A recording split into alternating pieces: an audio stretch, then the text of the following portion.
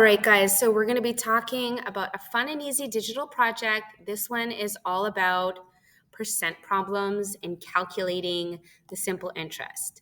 So kids are going to be able to pick an electric vehicle, an EV, and they're going to have to calculate the simple interest for a car payment. So as I shared in the first video, all you're really going to need is some dice, and you can print out this slide deck and assign your students an electric car, or you can have them pick one of the electric vehicles in the slide deck. So here's our introduction. Of course, make a copy, add your own cute and funny Bitmoji to celebrate. Hey, you're about to buy the car of your dreams. And what middle schooler isn't thinking about in a few years, they're actually going to be able to buy a car. Huge moment in time.